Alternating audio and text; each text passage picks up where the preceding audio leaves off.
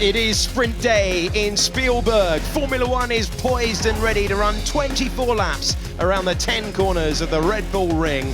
The rain is in the air to change the complexion of the day entirely. It is one of the most picturesque venues in all of motorsport. It is our second sprint of the season.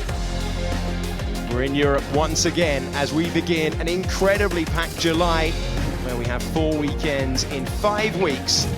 We have seen so much action already around the 4.3 kilometres, the 2.6 miles, 24 laps on the board today. There are the 10 turns I was talking about and 63 metres of elevation.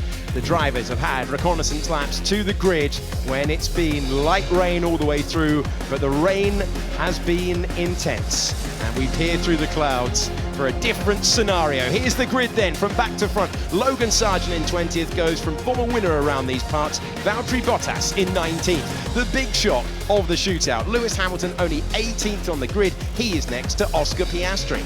Then it's Zhou Guanyu, P16, George Russell completing a really difficult early session for Mercedes. They've changed the steering rack on that car. Then it's AlphaTauri, De Vries is next to Yuki Tsunoda, Pierre Gasly is in 12th next to Alex Albon, who just missed out on making it through to the third part of qualifying once again, like he did on Friday. Magnussen was in 10th, Charles Leclerc getting a 3-place penalty for impeding. Then it's Esteban Ocon in 8th next to Lance Stroll, who's the second Aston Martin on the grid today. That'll swap round tomorrow.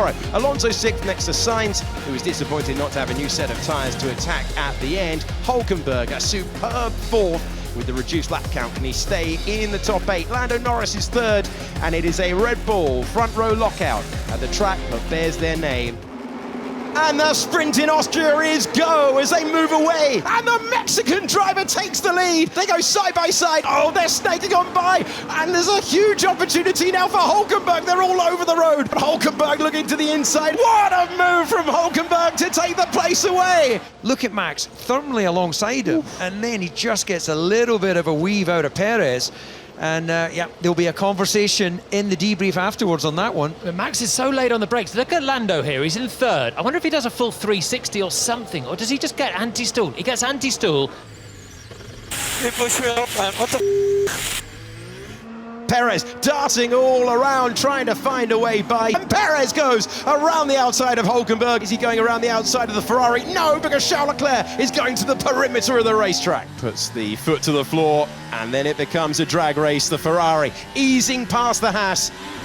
Is this the moment for Charles Leclerc? Later on the brakes, and still Ocon dives to the inside. Brilliant racing. And a mistake there from the Ferrari, runs wide. There's the opportunity for Norris. And Norris goes through. George Russell goes to the slick tyre. That's really slow off the corner. The Canadian driver pulls out of the slipstream, takes the position. Hülkenberg, though, will throw it late on the brakes, thanks to the weather, as Hülkenberg is lighting up the tyres there. Hamilton on the soft, Hülkenberg on the mediums. Big call for Haas, big call for them. They're on for some points there, a decent haul, running 5th position. So that's Lewis Hamilton being passed by George Russell, who got those tyres a lap earlier. Traction race, Hamilton takes the place. Yeah, Leclerc a little bit wide on the medium. Hülkenberg returning to the points playing positions. It's George Russell dispatching of Pierre Gasly on the intermediates on the last lap. Norris with Hülkenberg just behind, and that's an easy move. Simple pass for Hülkenberg, up to 6th for Hülkenberg.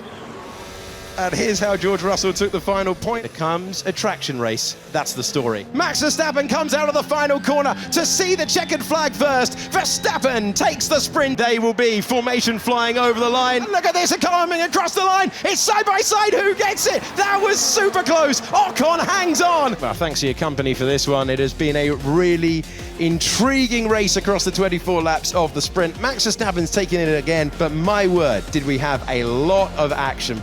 You're obviously having a chat with your teammate Checo right at the end there. What were you having a chat about? About what we're going to eat tonight. No, I mean, it was of course about lap 1. I mean, out of turn 1 I had a good run after a poor start, and at the time of course it looked like he just pushed me off into the grass, and that could have been a big shunt, but that's why immediately after the race, I wanted to have a chat just to ask his vision of it, and he said he didn't see me, so I trust his word of course on that. Yeah, I think the conditions didn't help. Visibility was very poor out there, and we went over the limit, both of us. We've spoken about it.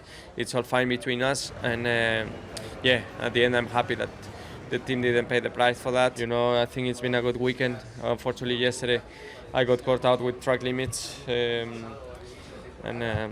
yeah, this track it's a bit special in that regard, but I think the pace has been there since FP1, so that's positive, and hopefully tomorrow I'm able to show it again. I've been very comfortable, especially today, since the first lap of quali. That was actually my only lap of quali one.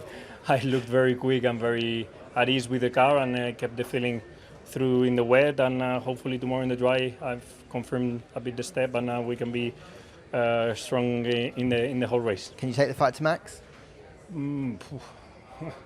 It's a lot to ask right now. We didn't say no straight away this time, so that's good. No, but, I never say no, never say never. But you know how tricky it will be. 3 points on the board in a sprint, I think, was not really to be expected for us. So I think that's pretty positive. My injuries were kind of, going away from me. I didn't feel them beneath me anymore, and I was just going backwards more than others. The track was kind of, ready for slicks, so we opted for that decision. It didn't look like more rain coming in, so I think it was the right call for us. I wouldn't say we were very quick after. Everyone was a bit in the line, but outside degradation is still just shocking comparing to other people. So I'm good in the beginning, and towards the end I just drop off like so much comparing to them. So yeah, some positives, but still the negative of just our race pace being pretty poor.